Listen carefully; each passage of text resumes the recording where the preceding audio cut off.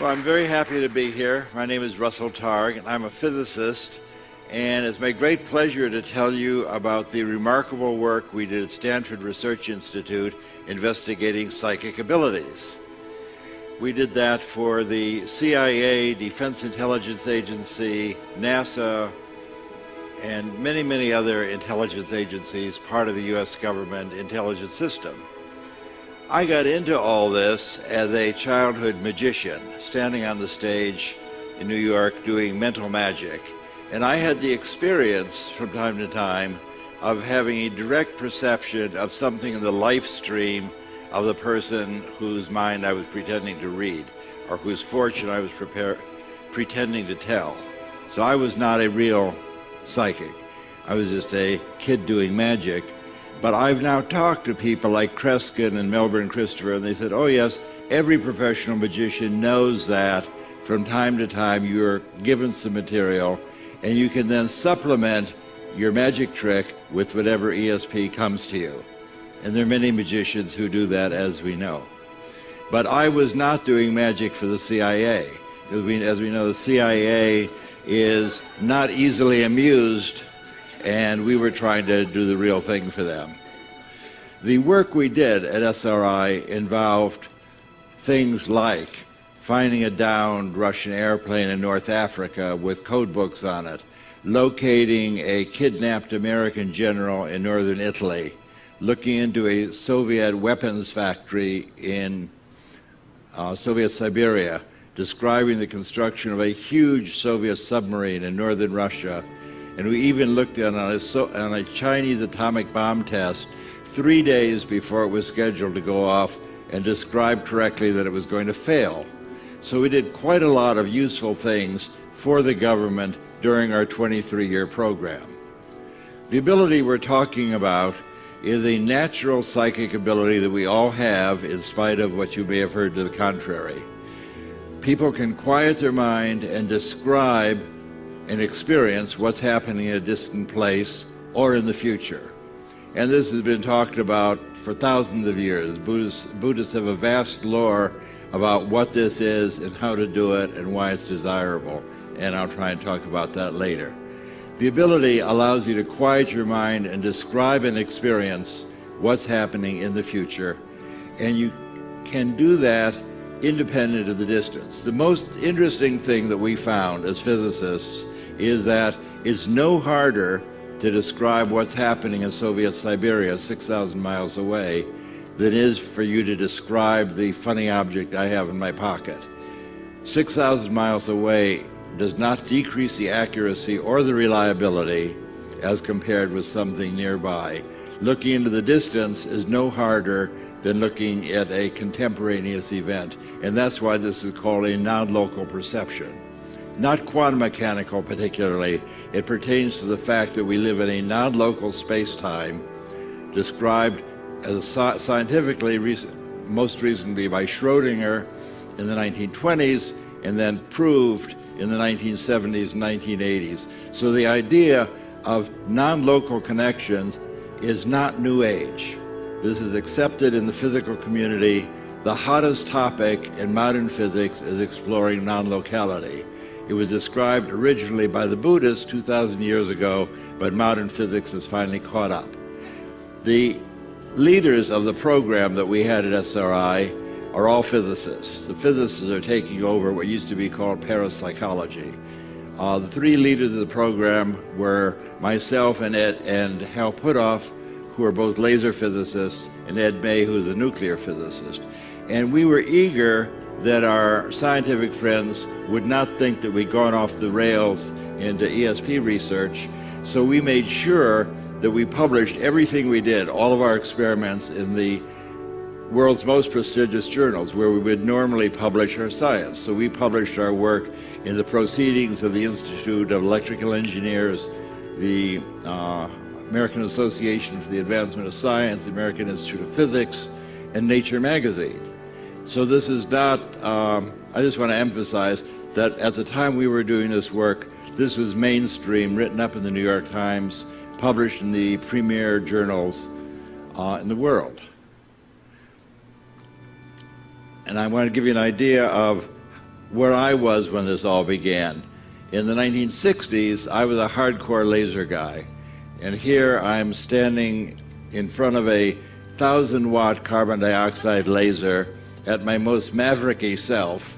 I'm trying to convince the government that I indeed had 1,000 watts coming out of this 1 meter package. And you see how we got a little meter bar there. Government thought it's impossible because their lasers were 100 times bigger than mine. So I had 1,000 watts over something a meter long. They thought that is impossible. So it's like a reprise of what I was going to do 10 years later, trying to convince the government that some other impossible thing actually happened.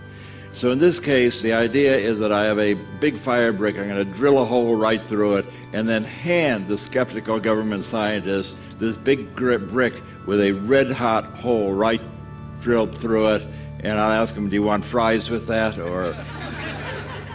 And eventually they supported our program. They couldn't deny the fire brick with a hole. Today we would consider that kind of thing a paranormal object. There's no way to create a red-hot hole with a fire brick because it's not flammable. So that's what I had done. That was my career. I've been in laser. I was a laser pioneer. I was working with lasers many years before there were any lasers. So this was the outgrowth of my earliest studies in graduate school. So the question that led to my recent book, I wrote a book with a provocative subtitle, A Physicist's Proof of Psychic Abilities. And the idea is that proof is evidence so strong that you can't statistically or reasonably deny it. That's what we mean by proof. You can't prove scientific things in the laboratory the way you prove mathematical theorems. You prove things in the laboratory by piling up so much evidence that it's simply unreasonable to deny it. So here we are in our laboratory, 1973. There's Pat Price in the middle. Pat Price was one of our great psychics. He was police commissioner of Burbank and retired. He's playing here with an ESP teaching machine that was the basis of our first NASA program. My idea was, can you offer feedback and reinforcement and help people improve their psychic ability with a little random game where you have to guess which picture will be illuminated? The answer is yes, you can learn. And the great good news for you today is that game is now available as a free application for your iPhone. So I posted that as a little gift. It's called ESP Trainer, and you can just download it and have it on your iPhone. It'll ring a bell when you get the right answer and show you a pretty picture. So that's Pat Price. Price was an extraordinary psychic. He lived in a psychic bubble. He was an inspiration for me as to what ESP looks like in an evolved person. We were once called by the Berkeley Police Department, where Patricia Hearst was kidnapped. And they said, we're so desperate, can you help us with your ESP program? It shows how desperate they were. And Pat Price and Hal Puthoff and I drove to Berkeley, and Price said, let's see your mug book. He's a no-nonsense guy, had been in lots of police stations. I want to see the picture book with all the usual suspects. He turned the page after page, and said, that's the guy, that's the ringleader. And he put his finger on Donald DeVries, who was indeed the ringleader. It was extraordinary. But they learned that only 2 weeks later. The police said, well, can you tell us something right now that'll help us? And Price said, would you like to know where the kidnapped car is? And they said, you're kidding. He said, well, so if you drive about 50 miles north on Bayshore Free on Highway 101, the kidnapped car is a white station wagon. It's on the right, parked by a diner across from two large white gas storage cylinders and the pedestrian overpass across the freeway. And one of the detectives said, well, I know where that is. That's on my way to my home in Vallejo. 20 minutes later, they had found the car, and there were still cartridges rolling around on the floor of the car. That's as close to magic as I've ever seen in my 20 years in the laboratory. And the other folks there are Bob Monroe, who wrote about journeys out of the body, how to go from remote viewing to an out-of-body experience, but that's outside our schedule for today. And I'm on the right 40 years ago, and what that shows is that if you live long enough, you get to do a lot of interesting things. So this is the first in a series of experiments we did over a course of a decade, and it's basically what convinced the CIA to give us money. That is, what we played is a kind of psychic hide-and-go-seek, and all the pictures I'm going to show you are like this, so I won't reiterate. The way it works is Pat Price, or the psychic of the day, is in a shielded room, electrically shielded room with me, and Hal randomly is sent to an undisclosed location, random target picked by the lab director. He generally will go with the colonel from the Army or a lab director or a contract monitor. In this case, they went to a swimming pool complex called Rinconada Park. Price with me said, I see a water purification plant, I see a square pool 65 by 80 and a round pool 100 feet in diameter and 2 water storage tanks. That's what I see, and that's what he drew on the right. Actually, they had gone to the swimming pool complex, and when we got there for feedback after the experiment, we saw the swimming pool is really 110 feet in diameter, and the rectangular pool is 75 by 100. So viewed from 5 miles away, he had the dimensions architecturally correct to 90%. Now, he had added in these 2 water tanks, which are on the right side of the picture, which are not at the location. And it's not a water purification plant, it's a swimming pool. However, and that's a story I would tell up to about 10 years ago, when the city of Palo Alto sent us a picture book showing what the city used to be like 75 and 100 years ago. 75 years, the psychic ones know what the answer is going to be already. 75 years ago, this was a water purification plant, and the tallest thing in the city of Palo Alto were the 2 water tanks I show at the top and Price drew at the left. So what he apparently did is move his awareness 5 miles south on Middlefield Road and describe the park where the guys were hiding, and then moved his awareness 75 years back to describe the biggest thing in the city. Off my schedule, I got to tell you, he also described a National Security Agency code facility in Virginia.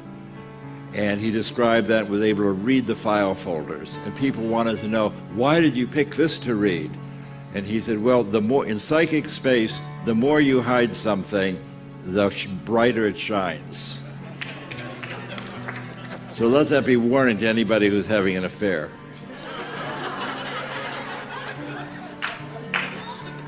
So the demonstration of ability test that we had from the CIA, John McMahon, who's head of the CIA, said to us, you guys are wasting your time looking at swimming pools and churches.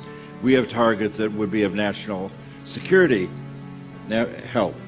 Can you describe a target, and I'll send you the coordinates. So Price and I climbed back into our little shielded phone booth, and he said, well, I'm psychically laying on a building and a giant crane is rolling back and forth over my body. There's a huge crane. It has 8 wheels, 4 on either side of the building, and in this building they're constructing a 60-foot steel sphere and they're welding it together. That all turned out to be entirely true. In fact, it was so true that after the steel sphere was verified, we then had a congressional investigation called by the House Intelligence Oversight Committee to see if there had been a security leak. This in the spirit of no good deed goes unpunished. But the Congress eventually said what we're doing is okay. We were supported by CIA and Defense Intelligence Agency and told to press on, and we pressed on for another 15 years. Another experiment that I'll show you because it's of particular interest to me is that Hal Puthoff then went to travel. I was the interviewer through all of these. My vision's very poor, as you probably caught on, so I don't drive. And Hal was always the outbound person, and I was a stay-at-home psychic travel agent working with the person trying to elicit a description of the distant place. So this time, Hal was on a business and pleasure trip to Colombia, South America, and each day, Price sitting with me would describe, I see a church, I see a volcano, there's a harbor, there's a market, and on day 5 he didn't show up.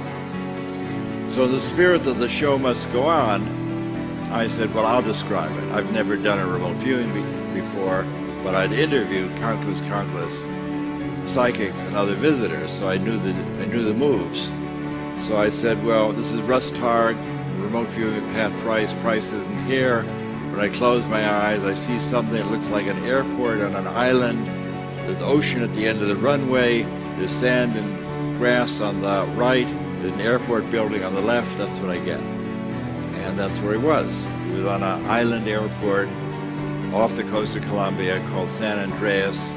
My great coincidence of the day, as I was driving here, I was talking to the cab driver. He was from San Andreas and gave me a color photograph of the airport on the island. How's that for? This is my lucky day. I don't claim that's ESP. That's what you call a lucky day. I finally escaped from the laboratory and got to travel cross country, and two other people were psychically tracking me. The first place I went was New Orleans, and no one knew, of course, where I was. And I chose my target by throwing a die on the pavement.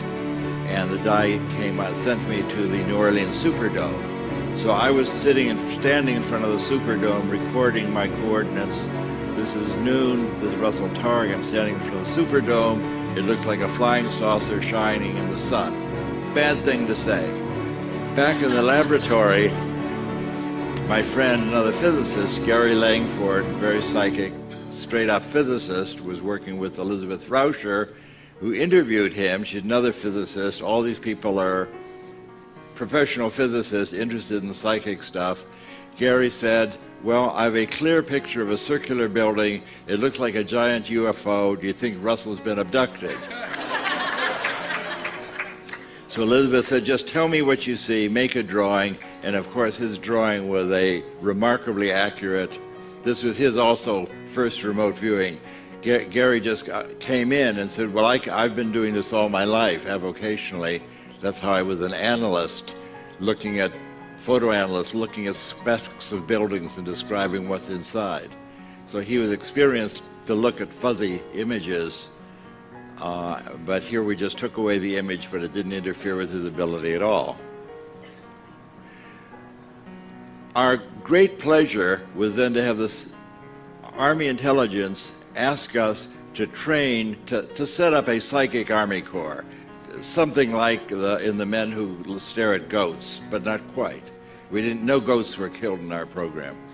But we chose 6 Army officers to work with us from a big group that we interviewed, Hal and I interviewed.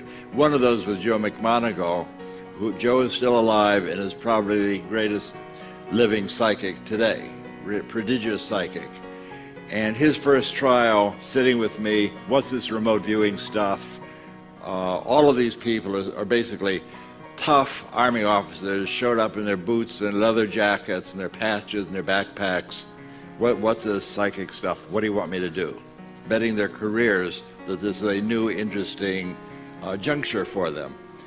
So I described remote viewing, as I always do. I've been doing workshops now for 20 years. My ritual, the shibboleth, is close your eyes, quiet your mind, and describe the surprising pictures that appear in your awareness. Don't try and name it. Don't try and guess.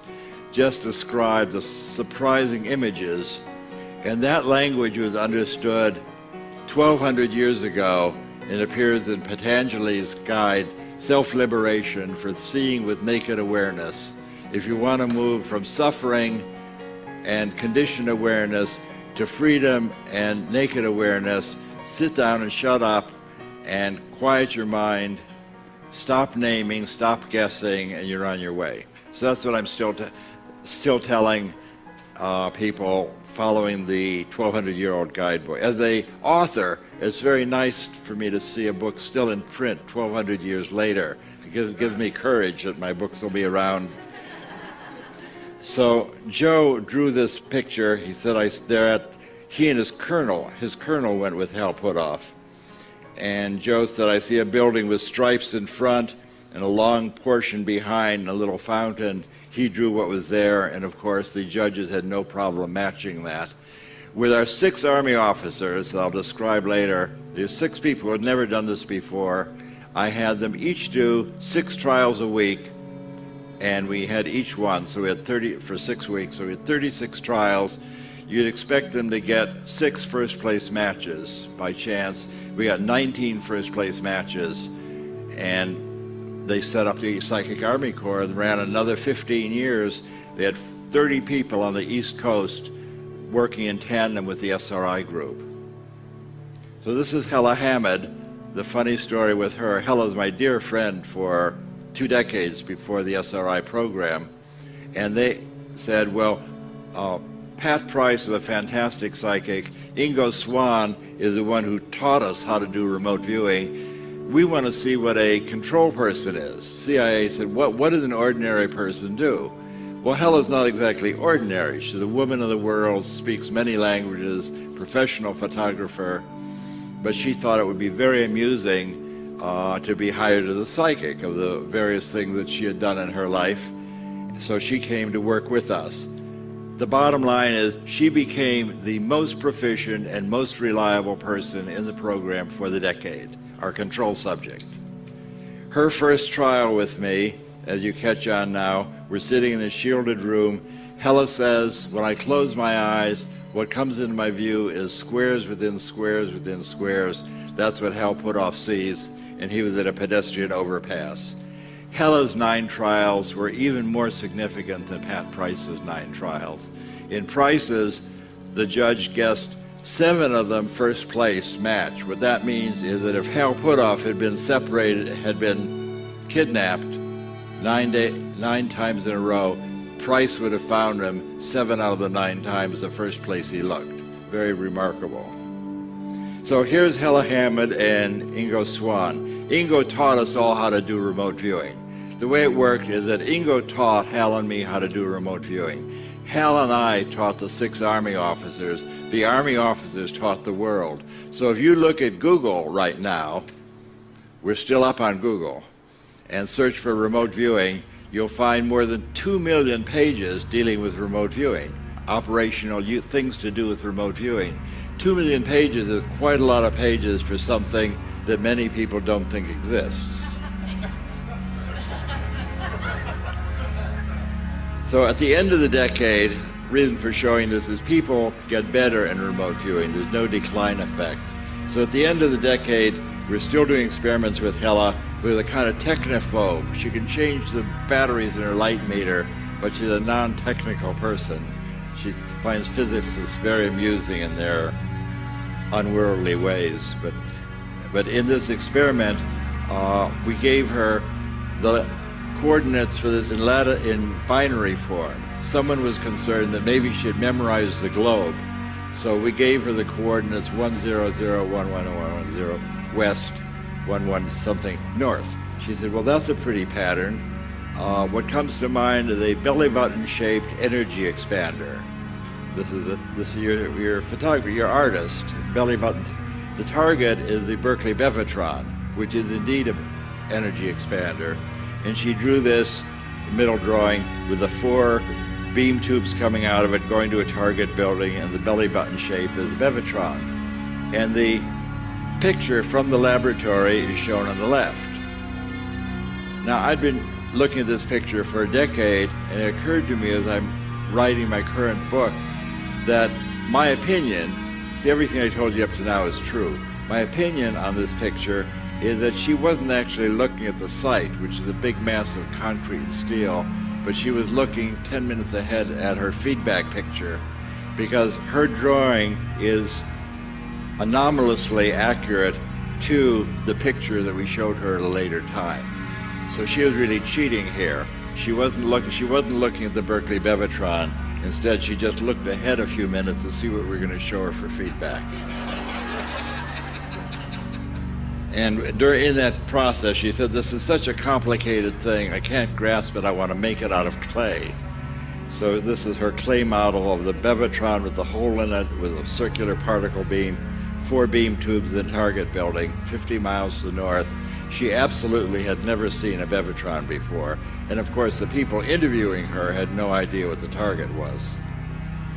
So how do we evaluate these things?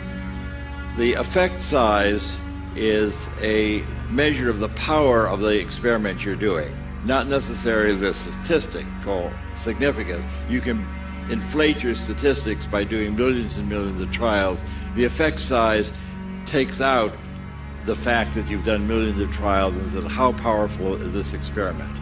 So the idea of proof is that when the government was doing tests, the NIH was doing tests to see if aspirin helped men avoid heart attacks. They did this experiment, and eventually the thing had such a large effect size, they stopped the experiment because they didn't want to deprive the poor controls of the benefit of the aspirin. Got it? The effect size was so high, they stopped the experiment. The effect size got all the way up to 0.06. And here's the NIH report where the effect size is 0.06 standard deviations. All of our experiments exceed that by a factor of 10. So if the NIH thinks that this is my little argument for proof, if the NIH thinks that they have proven that all of you should be taking aspirin and the experiment is so strong you got to stop it and give aspirin to the poor controls, that's what they mean by proof. Stop the experiment as proven. Our effect size is 10 times what they had. So in our experiments we did with Pat Price, we're significant at odds of almost 1 in a million, more than that 1 in 100,000. His effect size was more than 10 times the NIH. So this by itself is an experiment more than 1 in 100,000. In Hella Hammond's experiments, it was even more significant than Pat Price's experiments, even though she was a control subject. The Army people, which is sort of my pride and joy, in that we just brought in 6 guys, taught them to do remote viewing, and they did astonishingly well. Effect size, again, 10 times the aspirin experiment. And it was working with the Army people that led me on a career of doing workshopping for the past decade, traveling around, just teaching people to do remote viewing. On Google, you will find many, many people teaching you to do remote viewing. They all can teach you to do remote viewing. Remote viewing is easy to do. I have a chapter in my book where it describes if you work with a friend, you can quickly both become psychic. Remote viewing is a natural ability. You don't have to eat porridge at the feet of your guru or pay anybody thousands of dollars. This is a natural ability like vision or hearing. Psychic abilities are not sacred. They're abilities. They allow you to experience all kinds of remarkable things. And I'll talk about that in a moment. But here are all these guys, highly psychic. At the end of our program, right after I left, I formed a little organization called Delphi Associates. We were using remote viewing to forecast silver futures, working with an experienced remote viewer. We did 9 forecasts, whether silver is going to go up a little, up a lot, down a little, down a lot. All 9 forecasts were correct. We made $120,000, which is a lot of money in the 1980s. And we're on the front page of the Wall Street Journal, BBC Horizon, Nova made a film about us. In the 1980s, ESP still existed. And there are now many, many organizations and groups of people using this associative remote viewing, which is invented by my friend Stephen Schwartz. It's a way of, even though you can't read psychically, it's a way of making substitute items for what you want to know. I can't explain that. You have to read my book, has a chapter on associative remote viewing, which is an easy guide to investing in the market. You do not have to give away your mind to be psychic. That's not required. You can be discerning and be psychic. I recommend that. So you have to decide now. I've given you a sample of what we did during the first decade of SRI. We did experiments for the government. We did operational things, finding all sorts of, even looked in on the American hostages in Iran. And described that one was going to be evacuated because of illness. So you have to decide, is the statistical evidence from our experiments at SRI strong enough to make you think that something like ESP really exists? Or do you think it was just our lucky day and we were successful in fooling the American intelligence establishment for 23 years? and live to tell the tale. So you get to decide which of those is more likely. Now, you can use remote viewing these days to find your car keys. We just had an example of using remote viewing and not finding the car keys, and that happens also. Or you can find a parking place, even in Los Angeles, and we were exemplary successful doing that yesterday. So you can find your car keys, find a parking place, you can make money in the stock market, and my opinion is that the most important thing you can do with remote viewing is discover who you are. Now, it's important for me to tell you that remote viewing is not a spiritual path. But if you learn to quiet your mind and move your awareness into timeless awareness, you are likely to begin to experience things that surprise you, give you another view of reality. For example, if you look in the mirror in the morning and think that who you see in that mirror is who you really are, you're in for a lot of suffering, in my experience. My opinion is that who you really are is non-local awareness, independent of space and time. You are that awareness that allows you to move your experience, to move your consciousness, to move your perception anywhere in the world, independent of space and time. And this was described in great detail, as I mentioned, by the great Buddhist teacher Padmasambhava in the 8th century, where he said, you have to give up your desire to name things and grasp onto them and guess what they are, because in the universe it's really empty of names, as you may have noticed. But you can give up your desire to defend your ego and what it says on your business card in conditioned awareness. And if you think that you may not be made entirely of meat and potatoes, then you can move your awareness into naked awareness, experience the universe as it is, and find a transcendent way to experience the world. My invitation for you is to explore this transcendent place, and then as a scientist next year you can come back and tell us what you experienced. Thank you.